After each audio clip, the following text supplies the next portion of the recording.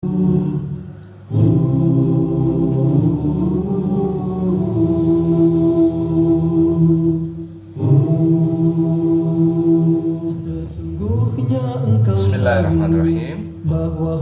Assalamualaikum warahmatullahi wabarakatuh. Alhamdulillahirabbil alamin. Asyhadu alla ilaha illallah wa asyhadu anna Muhammadar Rasulullah. Allahumma shalli wa sallim wa barik ala sayyidina Muhammad wa ala alihi wa ashabihi ajma'in. Amma ba'd. Apa kabar sobat semuanya? Saya berharap jawaban Anda semuanya adalah alhamdulillah, kami baik, kami sehat, senantiasa penuh cinta, senantiasa merindukan Allah dan Rasulnya, senantiasa ingin memperbaiki hubungan silaturahim dengan sesama manusia, sesama muslim, seiman, seakidah, sebangsa dan setanah air. Itu jawaban yang terbaik ketika kita ditanya bagaimana kabar kita hari ini. Teman-teman, selamat bertemu lagi di cerita cinta orang-orang mulia yang insya Allah menggugah jiwa. Hari ini kita telah memasuki paruh puasa yang ke-16. Akhir-akhir kita puasa, semakin hari semakin mendekati batas akhir. Pantaslah kita bersedih pada Allah SWT karena ada beberapa hal, kesempatan, peluang, waktu yang bisa jadi belum maksimal.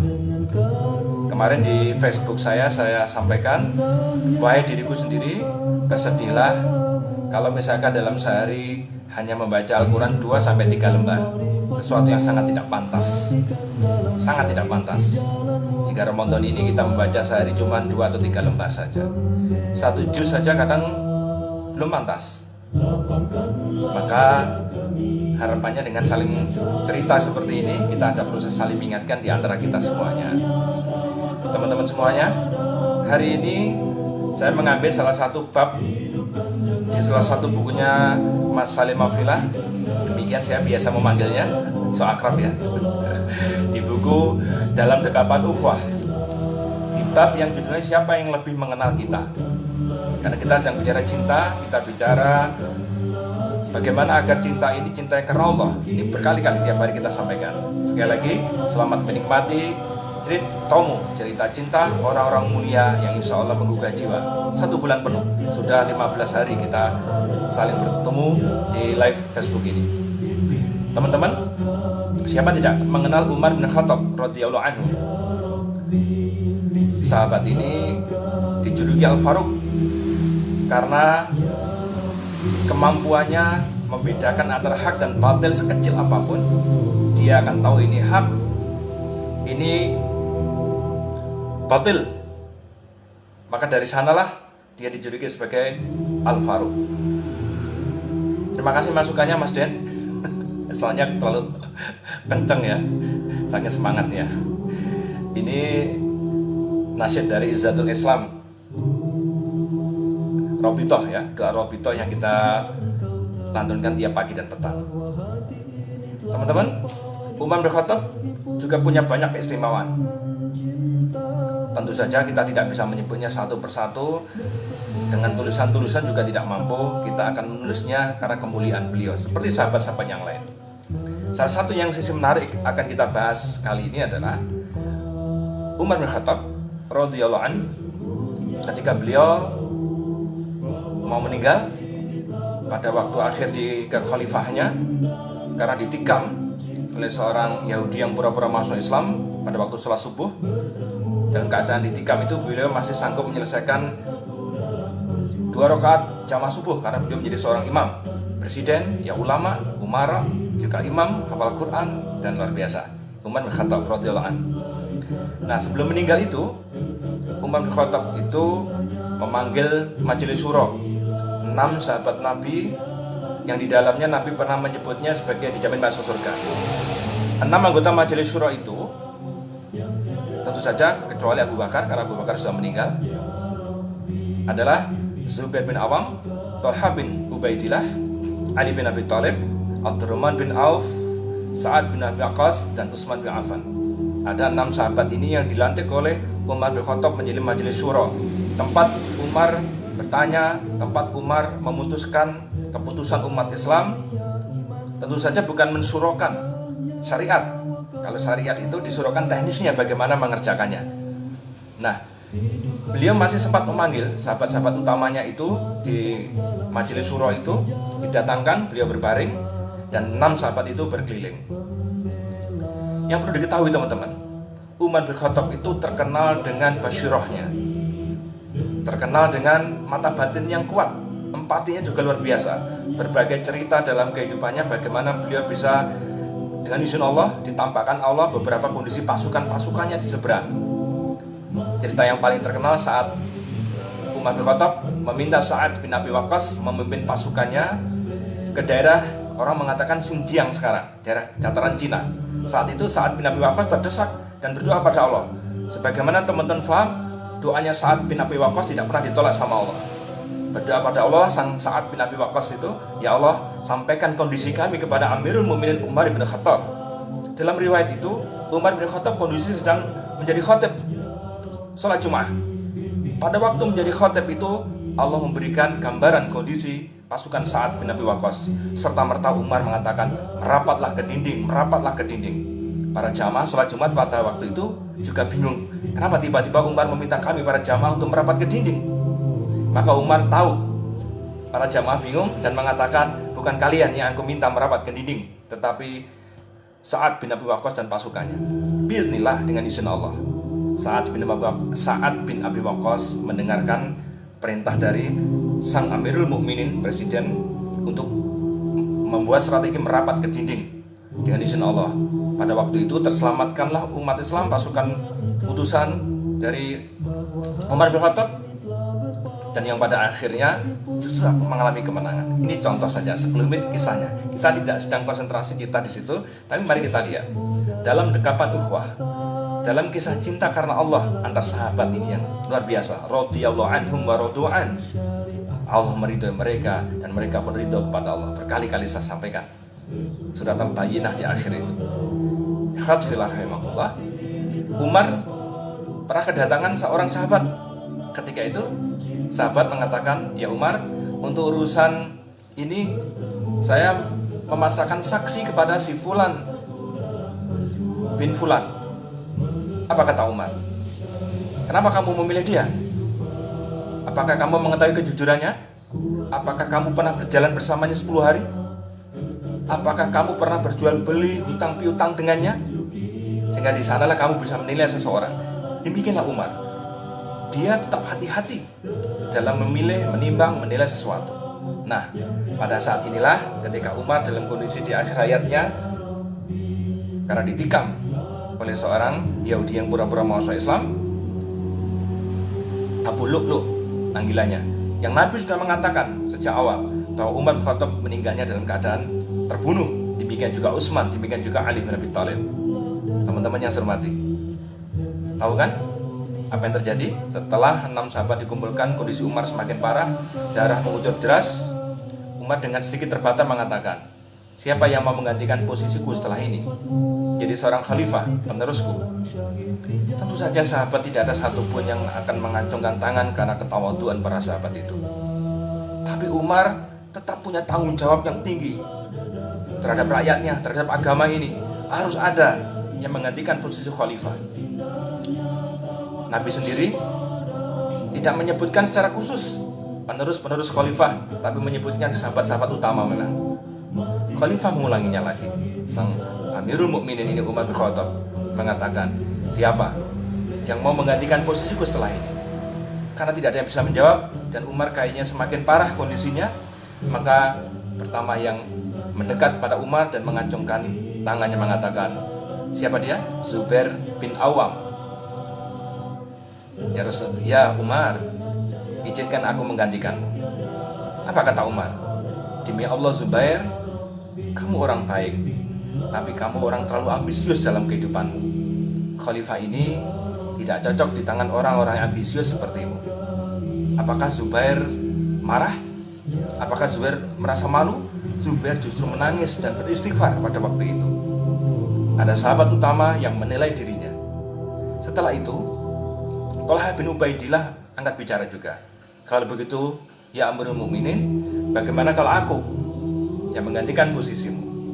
Apa kata Umar bin Khattab? Mendekatlah Tolha. Ayat hijab turun karena perilakumu.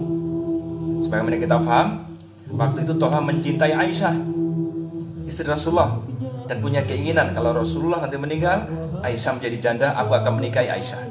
Maka turunlah surat tentang hijab, tentang bagaimana istri-istri Rasulullah tidak boleh dinikahi oleh siapapun. Tuhan langsung tertunduk malu. Kemudian Umar melanjutkan lagi, Tolha, jari-jarimu memang putus ketika menamengkan diri pada waktu perang Uhud terhadap Rasulullah. Tapi setelah itu, aku melihat kamu terlalu bangga diri dengan sebutan sebagai orang menamengkan diri. Teman-teman, kita tidak memungkiri sahabat Tolha ini. Rasulullah pernah menyebut setelah perang Uhud, kalau engkau ingin melihat orang yang syahid tapi tetap berjalan di muka bumi, lihatlah Tolha bin Ubaidillah. Apakah Umar salah menilai? Tentu tidak. Atas nama cinta karena Allah, dalam dekapan ukhuwah, Umar hanya ingin menginformasikan kondisi dalam pandangan orang lain. Jadi Darwis menurut Darwis akan berbeda penilaian Darwis menurut Anda semuanya. Inilah dekapan ukhuwah yang kita bisa menerima. Tolha beristighfar, Astaghfirullahaladzim, aku memang tidak layak menjadi seorang khalifah. Kemudian berikutnya pelan-pelan Ali bin Abi Thalib. Siapa tidak kenal Ali bin Abi Thalib, karomullah wajah, pemuda yang tampan, kuat, perkasa, cerdas.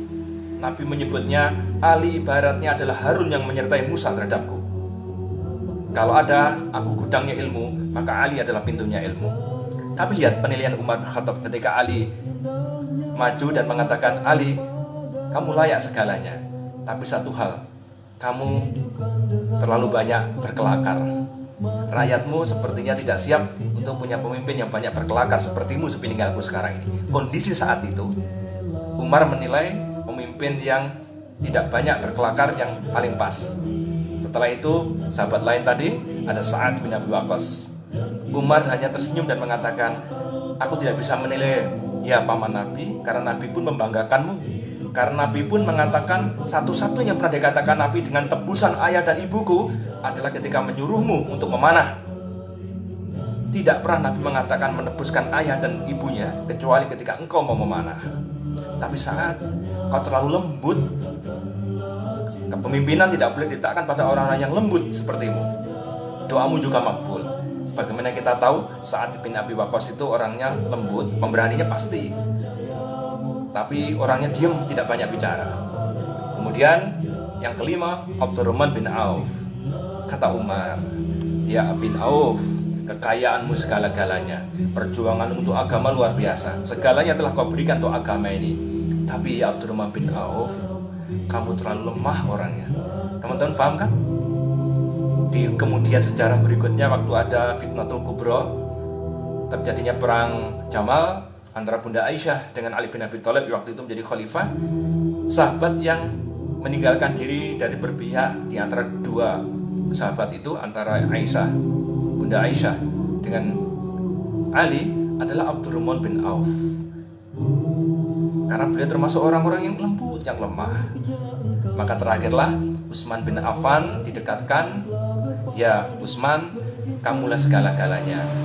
Seluruh hartamu, perjuangan umat Islam adalah darimu. Disebutkan kebaikan bin Utsman, kau pun juga Dzun Nurain, kamu pemilik dua cahaya Rasulullah. Tapi Utsman, kamu nanti akan seperti aku. Setelah pemerintahanmu, sekelompok orang akan memburumu dan membunuhmu. Kemudian didekatkan kepalanya Utsman, dalam dekapan kepalanya Umar bin Khattab, diulangi lagi, kamu akan menjadi seperti aku. Kamu akan menjadi seperti aku. Setelah itu Umar bin Khattab dengan diiringi syahadat, syahid menghadap Allah di surganya Allah SWT. Teman-teman, adakah yang marah dengan penilaian Umar bin Khattab tadi? Adakah sahabat-sahabat kemudian membuka aib sahabat-sahabat yang lain, merasa bangga lebih dari yang lain, atau dan sebagainya? Ternyata inilah dalam dekapan ukhuwah. Kisah ini menguatkan kita lagi, sahabat semuanya. Kita sedang belajar, kita sedang menilai diri sendiri, khususnya saya sendiri, untuk terus belajar berukhuwah, untuk terus menyatukan hati atas nama Allah. Dan yang bisa menyatukan hati hanyalah Allah, bukan selainnya.